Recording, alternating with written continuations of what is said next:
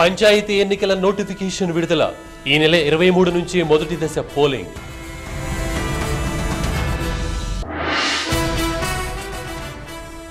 పంచాయతీ ఎన్నికలకు టీడీపీ కసరత్తు. తమ్ముళ్లకు శిక్షణ ఇస్తున్న చంద్రబాబు.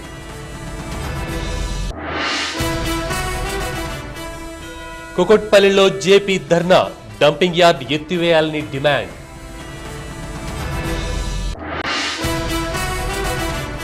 రాజేంద్ర నగర్ లో కొండ చిలువ హల్చల్. భయంతో పరుగులు తీసిన మహిళలు.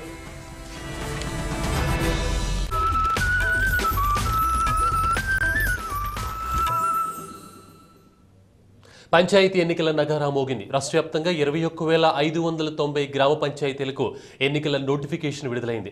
నోటిఫికేషన్తో పాటు పంచాయతీ ఎన్నికల షెడ్యూల్ కూడా ప్రకటించారు. రిజర్వేషన్ల ప్రక్రియ పూర్తయి గజెట్ జారీ కావడంతో రాష్ట్ర ఎన్నికల సంఘం ఎన్నికల నోటిఫికేషన్ విడుదల చేసింది. పంచాయతీ ఎన్నికలను 3 విడతల్లో నిర్వహించాలని ఎన్నికల సంఘం నిర్ణయించింది. ఈ నెల 23న మొదటి దశ పంచాయతీ పోలింగ్ జరగనుంది. 27వ తేదీన రెండో దశ, 31వ తేదీన మూడో దశ పోలింగ్ జరిపేందుకు ఏర్పాట్లు పర్యవేక్షించాలని నిర్ణయించింది. ప్రతి విడతకు కనీసం 4 రోజుల గ్యాప్ ఉండాలని ఎన్నికల సంఘం భావిస్తోంది.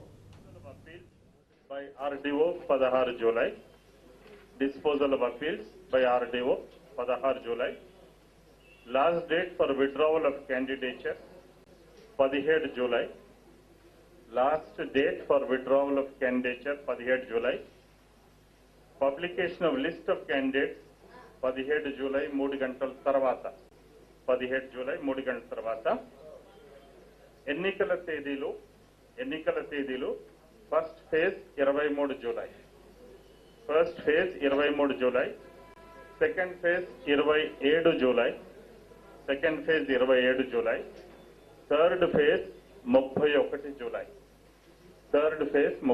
July. The date time of polling will be పొద్దున 8 గంటల నుంచి మధ్యాహ్నం 1 గంట దాకా, పొద్దున 7 గంటల నుంచి మధ్యాహ్నం 1 గంట వరకు. Time of polling 7 AM to 1 PM. Counting of votes on the same dates as the elections were held from 2 PM onwards.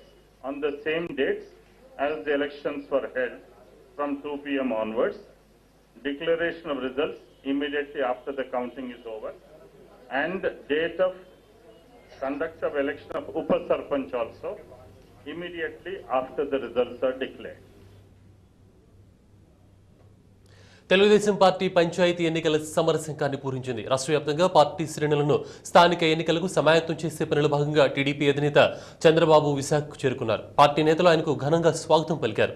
Panchayat ఎన్నికలు విడుదలైన నేపథ్యంలో రాష్ట్ర వ్యాప్తంగా టీడీపీ ప్రాంతీయ సదస్సులకు శ్రీకారం చుట్టింది. ఇందులో భాగంగా తొలి ప్రాంతీయ సదస్సును విశాఖలో చంద్రబాబు ప్రారంభించారు.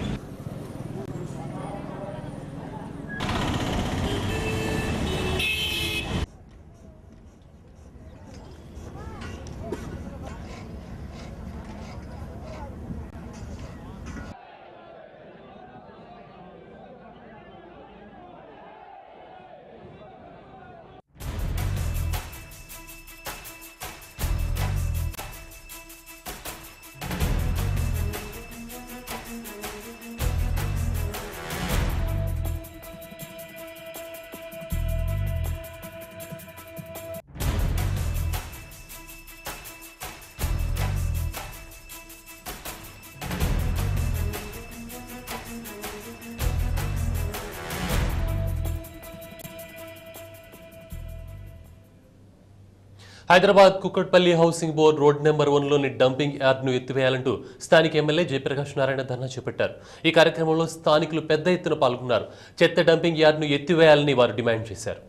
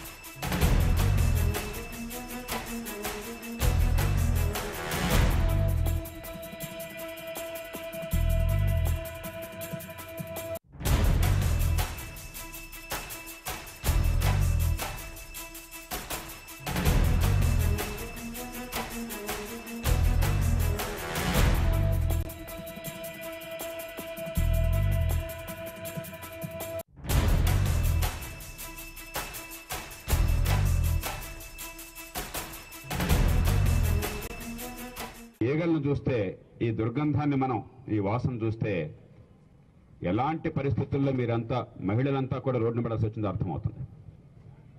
అయినా కూడా చాలా శాంతియుతంగా, చాలా హుందాగా ప్రజా సమస్యల పరిష్కారం కోసం ఏ రీతిని స్పందించాలో ఆ రీతిన ఒక ఆదర్శవంతమైన రీతిలో 10 మందికి ఉదాహరణగా ఉండే రీతిలో ముందుకొచ్చి ప్రజాస్వామ్యబద్ధంగా మేము నిరసన తెలియజేస్తున్నందుకు ఈ Kukatpally housing board road number 1 వాసులందరినీ కూడా మనసారా అభినందన చేస్తున్నాను.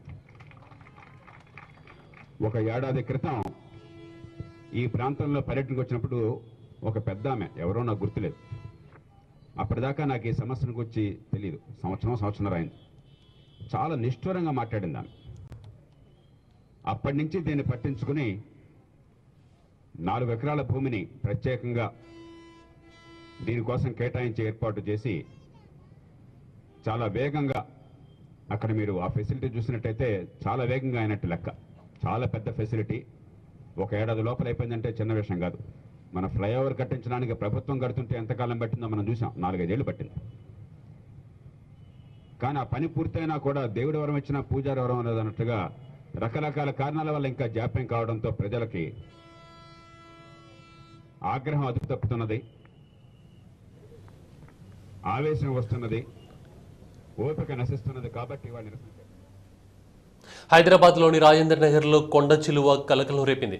అపోలో ఆసుపత్రి ఫామ్ హౌస్ దగ్గర పంట పొలాలను చదును చేస్తుండగా 7 అడుగుల పొడవున్న కొండ చిలువ బయటకు వచ్చింది. అక్కడే పనిచేస్తున్న మహిళలు హడలిపోవడంతో నార్సింగి గ్రామానికి చెందిన సురేష్ రెడ్డి కొండ చిలువను బంధించాడు. కొండ చిలువను చిలుకూరు జింకల్ పార్క్ కు అప్పగిస్తానన్నాడు.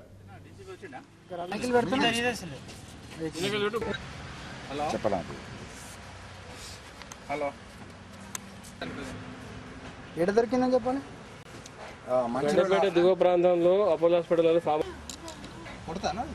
అరే ఇప్పుడు కొట్టింది 2 సార్లు కొట్టింది.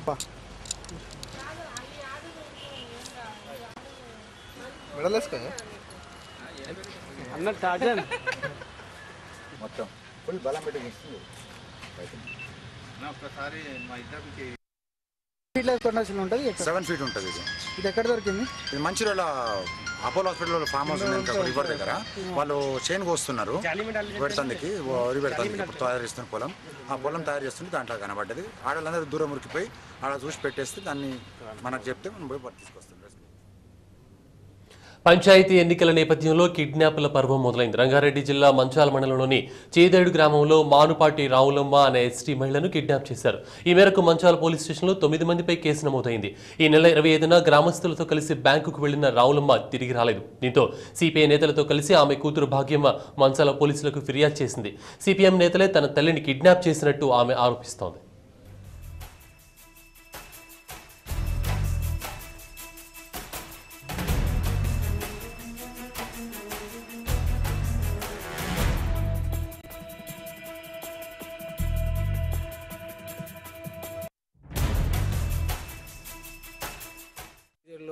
గత 10 సంవత్సరాల నుంచి సిపిఎంకి వ్యతిరేకంగా నిలబడి మేము 10 ఏళ్ళ నుంచి వరుసగా గ్రామ పంచాయతీ మా సిపిఐ పార్టీ తరఫున దీన్ని చేస్తున్నాం. ఈ ఎస్టీ కుటుంబం ఒకటే కుటుంబం ఉంది మా ఊళ్ళో.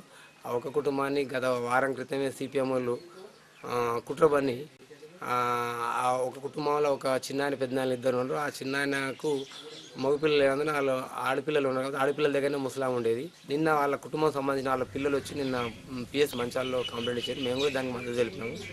అది సిపిఎం వాళ్ళు ఇట్లా చేయడం కరెక్ట్ కాదు, అన్యాయం కూడా. కేంద్రం ప్రత్యేక రాష్ట్రం ప్రకటించబోతోందా? కాంగ్రెస్ మధ్యలో ప్యాకేజీలు, రాయల తెలంగాణ ప్రతిపాదన కూడా ఉన్నాయా? తెలంగాణ వాదులను, రాజకీయ పార్టీలను వేధిస్తున్న ప్రశ్నలివి. అయితే తెలంగాణ జాయింట్ యాక్షన్ కమిటీ మాత్రం రాష్ట్రం ఏర్పాటుకు సంబంధించి పార్లమెంట్లో బిల్లు పెడితే తప్ప దేన్ని నమ్మలేనంటోంది. తెలంగాణ కోసం తమ ఉద్యమాలు మాత్రం కొనసాగిస్తామని టీజేఏసీ ప్రకటిస్తోంది.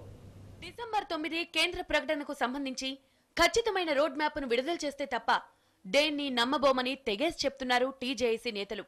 గతంలోనూ కాంగ్రెస్, యూపీఏ ప్రభుత్వాలు తెలంగాణ విషయంలో మోసం చేశారని అంటున్న జేఏసీ ఈసారి మాత్రం పార్లమెంట్లో బిల్లు ఆమోదం పొందితే తప్ప కాంగ్రెస్ మాట నిలుపుకున్నట్టు కాదని భావిస్తోంది.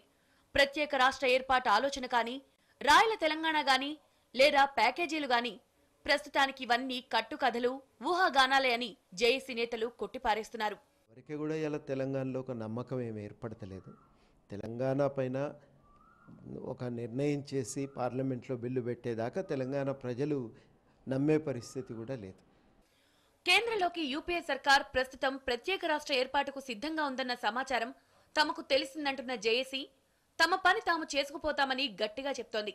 తెలంగాణ రాష్ట్రం కోసం ఎప్పట్లాగే ఉద్యమిస్తామంటున్న జేఏసీ నేతలు కేంద్రంపై ఒత్తిడి పెంచే కార్యాచరణలో ఉన్నారు. తెలంగాణ ప్రాంత కాంగ్రెస్ ప్రజాప్రతినిధులు అధిష్టానంపై ఒత్తిడి తెచ్చేలా చేసింది తామేనంటున్న జేఏసీ తెలంగాణ కోసం చేయాల్సిన పోరాటాలను చేస్తామంటోంది. మేము చేస్తున్న ప్రయత్నాల ఫలితంగా కొంత ఒత్తిడి ఉంటున్నది, కొంత కదలిక కనబడుతున్నది. అది నిర్ణయం రావాలంటే మాత్రం మా ఒత్తిడిని మేము సడలించొద్దు. తెలంగాణ వచ్చేదాకా మన కార్యాచరణ ఆలోచించుకున్న ప్రకారం, మనం వేసుకున్న ప్రణాళిక ప్రకారం దాన్ని అమలు చేయవలసిందే అని అనుకుంటున్నాం. జాతీయ స్థాయిలో ఒత్తిడి తేవడంలో భాగంగా ఈ నెల 4న ఢిల్లీలో జాతీయ పార్టీల రౌండ్ టేబుల్ సమావేశాన్ని ఏర్పాటు చేస్తోంది జేఏసీ. ఈ నెల 7న తెలంగాణ ప్రాంతంలో కాంగ్రెస్ మీద ఒత్తిడి తేవడానికి మరో కార్యక్రమానికి రూపకల్పన చేస్తున్నారు జేఏసీ నేతలు. దీంతో పాటుగా చలో అసెంబ్లీ సందర్భంగా పోలీసులు వ్యవహరించిన తీరుపై చేసిన ప్రజా కోర్టు నివేదికను ప్రజల ముందుంచాలని భావిస్తున్నారు. ప్రత్యేక రాష్ట్ర బిల్లు ఆమోదం పొందే వరకు ఉద్యమం చేయాలని జేఏసీ నేతలు నిర్ణయించారు.